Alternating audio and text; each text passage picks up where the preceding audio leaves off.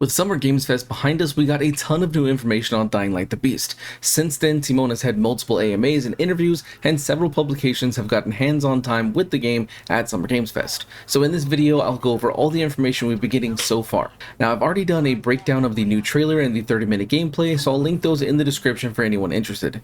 To start off, we now have visual confirmation of what the HUD will look like in the game. This image was from the Spawn on Me podcast that conducted an interview with Tymon. There are several things we can determine from this. At the top of the screen we have the compass, which looks similar to Dying Light 2 but a bit brighter and more clear. Then we have the XP bar on the top left, which shows your progress to the next level. I like having this on screen instead of hidden away in a menu like it was in Dying Light 2. Below that is the current objective in the same spot as previously, but with some updated coloring to see it better. The health bar has been moved to the bottom of the screen right above the quick slots. There are only 3 slots this time instead of 4, and that's most likely because having an on-screen slot just for the flashlight wasn't really necessary. We can see that the shotgun is out of ammo, and in the middle of the screen on the bottom are the words "Search convoys for ammo." This means if it isn't changed for the full release, that ammo will at least partially be found through convoys like it was in Dying Light 2 when they added guns. I don't mind that, as it's a good way to top up your ammo. I just hope we have a larger amount we can carry versus what we had in Dying Light 2, which was basically nothing. For those wanting a more immersive experience, Tymon did confirm that there will be a limited HUD option available as well. Later in this interview, we get Tymon saying that he believes that this is the best Dying Light game ever made. That's a big statement considering how beloved the first game is, so hopefully that comes through when the game releases. Something that could be the determining factor of a statement like that is the fact that Tymon said that they took a lot of feedback from the previous 2 games and tried to implement it into the Beast. One of those is the nighttime experience.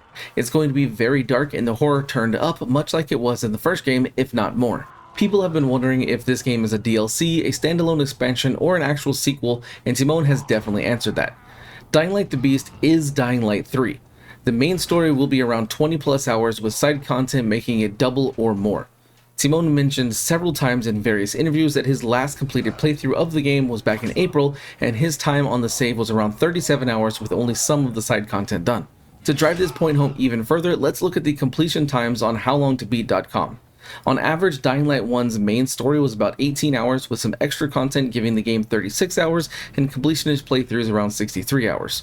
Dying Light 2's main story was only around 24 hours, with extra content being 48 and completionists being around 99. Compare this to the 2 major DLCs for both games. The following DLC was about 9 hours, with extra content being 13 and completionists about 20. The Bloody Ties DLC isn't too much different, with the main content being about 7 hours and around 22 hours to do everything. This alone shows that the Beast has the same scope and just as much content as the other 2 main games in the series. The only reason this is not called Dying Light 3 is because they didn't want to scare away new players to the franchise by making them think you have to play the other 2 before playing this one. In an interview, Tymon mentioned that there will be a summary of the story so far that will play at the beginning of the game, so anyone who hasn't played the other 2 will still be able to figure out what's going on. Granted, I would highly recommend playing both games before the Beast, as they are both good, fun zombie games, even if the story of the second one is not the best. Going into the story a bit, Tymon has also said during one of his AMAs that the narrative team working on the Beast is different from the one that worked on Dying Light 2. There will be no branching paths like in the previous game and just be a straightforward narrative. I like this because the only reason the branching paths didn't work for Dying Light 2 is because it was too ambitious of a direction that made a lot of promises at various E3s that weren't fully delivered on. We will also be getting answers to some of the questions about both games, including the canon ending of Dying Light 1. I mean, it's pretty obvious to me that without spoiling it, the canon ending is the one with the boss fight at the end, especially considering that the other ending doesn't really have a way that would be good to explain how Kyle came back. As for the future of the Dying Light franchise, Tymon did say a few things. There will be a cutscene at the end of the Beast that will give a glimpse as to what the future holds. I like that they're planning for future projects, so I'm interested to see what this is going to look like. Tymon also said that with the Beast they knew the direction they wanted to go, which made developing the game much easier, especially with their in-house C engine, and have a much shorter dev time compared to the 5+ years for each of the previous games. He went on to say that this means development time could possibly be closer to 2 years between games, which would mean that we'd be getting a lot of new Dying Light projects faster than having 2 games in 10 years. Now let's get into more of the technical aspects and gameplay that we should expect when the game releases in August. Along with all the interviews and articles, Techland also released a weapon overview video which revealed quite a bit of information. Starting off with the guns, there will be more guns available in the Beast than in any other Dying Light game. This should mean that we get a larger variety of guns, although Tymon has confirmed there will be no sniper rifles in the Beast. We will, however, be getting a new grenade launcher that fires different types of grenades, and a flamethrower, which are two of the weapons I am most excited about using. Tymon did confirm in an interview that the guns will not be customizable, with the exception of making them more effective and dealing more damage. This is good and a little disappointing for me, as I would love to go to a workbench and make an electrified shotgun or a flame pistol. On the melee side of things, you'll start the game off with more improvised weapons like pitchforks and pipes, but you can find better and more unique weapons through exploration. This includes finding them in dark zones, being guarded by the Baron's men, or just finding secret locations. Some of these found weapons will be unique and visually stunning according to the game director Nathan Lemire, so I'm hoping for the return of things like the EXP caliber from Dying Light 1. Weapon durability is returning and has been a part of every Techland zombie game since the first Dead Island. This time, however, you can repair your weapons from the weapon wheel just like Dying Light 1, which is a massive improvement over Dying Light 2. The only caveat is that you'll need resources to make the repair. The resources needed and amount of durability the weapon has will be determined by the level of the weapon. This means we are getting the weapon levels from Dying Light 2 again, but this time it's a bit better. While upgrading your weapons at a workbench, you'll bring your weapon up to match your character level, so that if you wanted to go through the entire game with the first weapon you picked up, or your absolute favorite one, then you can definitely do so. I like this because one of the problems in Dying Light 2 was that you could only use a weapon for a little bit before it became useless due to the leveled areas of the game. Along with that, weapons at max level were basically the same thing with different skins. Each type had basically the same damage output, so your weapon choice really didn't matter other than personal preference visually. Hopefully with mods and upgrades, some weapons can stand out a bit more. Another mechanic returning to the Beast from Dying Light 2 is the gear system. We don't know any details about it at the time of recording this video, but there will be gear and outfits that you can equip. My hope is that we start off with the loadouts, and if they stick with the gear classes, that each is more unique to each class and offers proper benefits. Someone asked Tymon during an AMA if we're getting the classic yellow outfit Kyle had in the first game, but sadly it will not be included. If you're wondering about gear and outfit bundles, Tymon did say that there will be more outfits coming to the Beast, but there will not be an in-game store like Dying Light 2. This means that they will most likely go back to the platform stores instead, and will probably be the end of the DL points. A good example of this is what you get for pre-ordering the game, as well as what comes with the Deluxe edition. Starting off with the pre-order bonus, you get the Hero of Haran bundle. This comes with the Haran combat knife, which looks like it has a volatile face on it, but is kind of difficult to make out.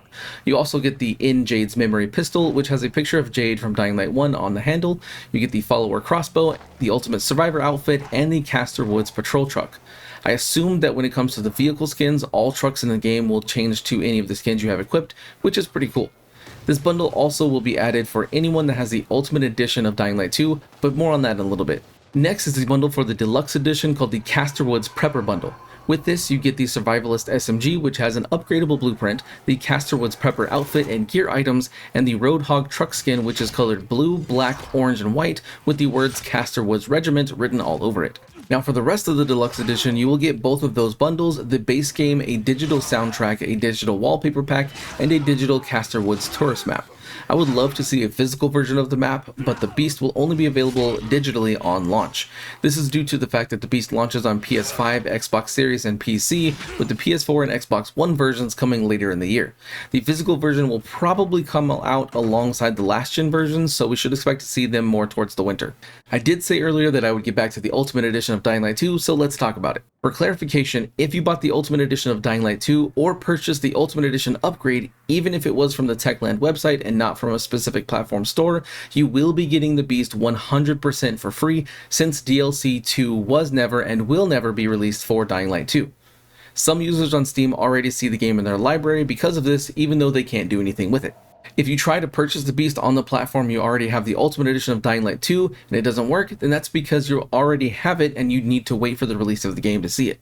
As for which version of the Beast you'll get, it will be the Standard Edition with the pre-order bonus. The Deluxe Edition will have an upgrade that you can buy separately around launch. One quick thing I want to mention is about the Pilgrim Outpost. Dying Light the Beast will have a presence on the website, but there won't be a bounty system in-game like Dying Light 2 has. If anything, it will be more like Dying Light 1 on the Outpost, where you have bounties you can complete, but they're only on the website and not something in the game. Another thing that a lot of people have been asking about is the gore level in the game. This is because there wasn't a lot in the 30-minute gameplay compared to what something like Dying Light 2 is currently. If that's the sort of thing you're into, then apparently you won't be disappointed. The gore was turned down specifically for that footage, but Tymon has even confirmed this during one of his AMAs. A big topic that's been on everyone's mind since the release of Dying Light 2 is about Be the Zombie mode. This was one of the community's favorite things in the first game, and it's sadly missing from the second one. However, there are some misconceptions about whether or not it will be in the Beast, so let me try to clear it up. In both AMAs Tymon did on Xbox, Be the Zombie mode was brought up. One response was nothing to announce, while the other was not on launch. A lot of people have taken this as confirmation that it will be in the Beast, but you have to remember one important thing.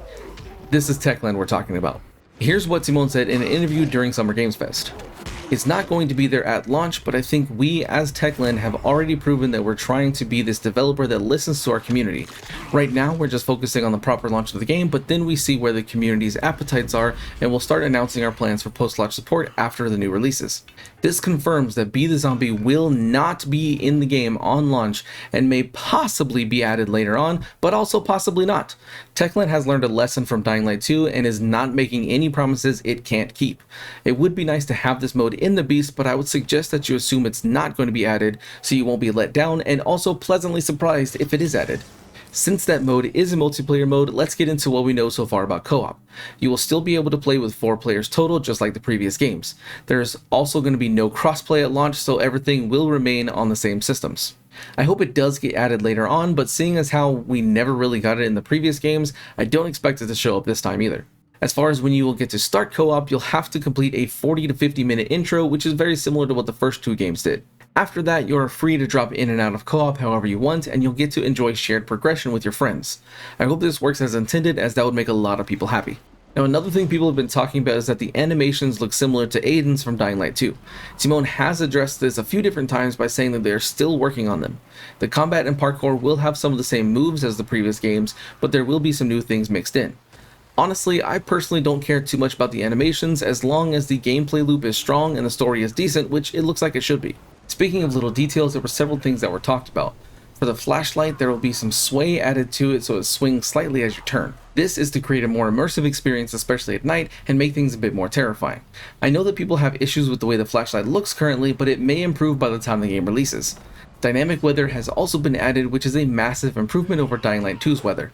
Along with this, the sun will move across the sky as it should, which is another issue people have been bringing up for quite a while now. When it comes to the map, yes, it is roughly the same size as the old Villador area in Dying Light 2, but it's going to be packed full of stuff. Unlike with Dying Light 2, where the team was going for a large map and the details kinda got lost, the Beast is focused on making the game way more detailed. Because of this, there will be a lot to explore and a lot of collectibles and Easter eggs to find. In-universe, the Casterfell Woods is about 700 to 800 kilometers away from Villador and is based on the Swiss Alps. Because of this, we won't see Villador in the new game like I had originally thought when watching the new trailer for the first time.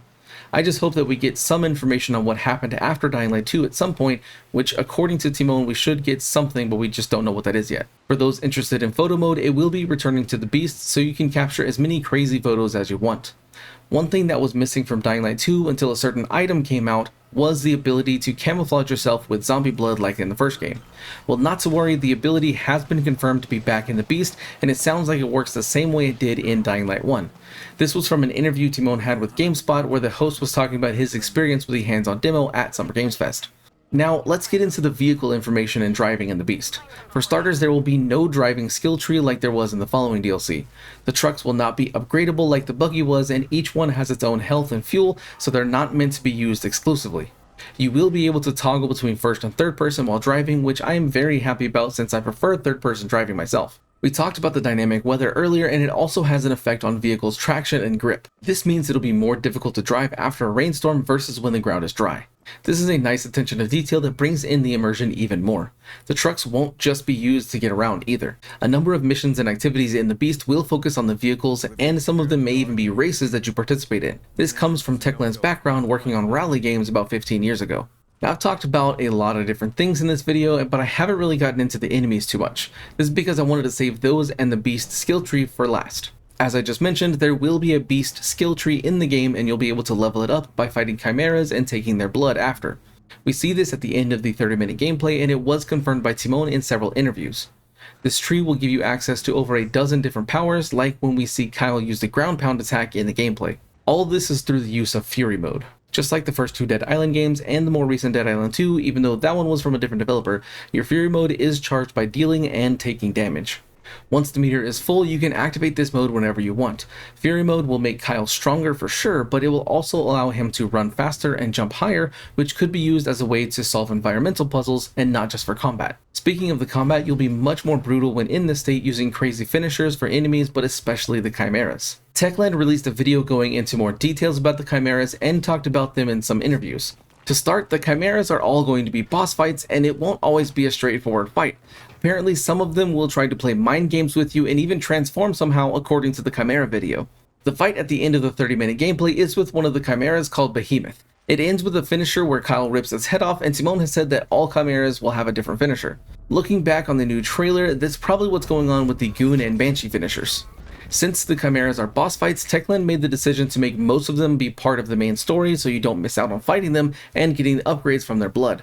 There will be some that you have to find to fight instead, which I think is great and will encourage exploration. Now I know I said I would save the Chimeras and Fury mode for last, but there is something really important I want to go over. I recently did a poll asking about what people thought about the price from the Beast. After 478 votes, 54% of people said they're not happy about it. I think this comes down mostly due to the misconception of the game being a DLC or an expansion and not a full game like it is, which is understandable for what we've seen up until all these interviews and AMAs. The Beast is priced at $60 in the US, with the Deluxe edition being $70. Looking at the pricing of games that have come out recently, with Mario Kart World being $80 and the upcoming Borderlands 4 starting off at $70 and then $100 and then $130, Dying Light the Beast sounds much more reasonably priced for what we know we're going to be getting in the game. Anyone with the Ultimate Edition of Dying Light 2 doesn't have to worry about this, but one little trick you can do is wait for a sale to buy the game. I'm not sure if you've noticed, but Techland puts the Dying Light games on sale all the time, and I feel like it will be the same for the Beast. So if the $60 price is not something you want to do, then you'll probably only have to wait about a month or so before it goes on sale. Now don't quote me on that though, as I just mean it'll happen frequently if Dying Light 1 and 2 are anything to go by. After all this new information, what are you most excited about when the game releases on August 22nd? Let me know in the comments below. Make sure to like and subscribe for more Dying Light the Beast and other content, and check out my other socials linked in the description to not miss out on anything.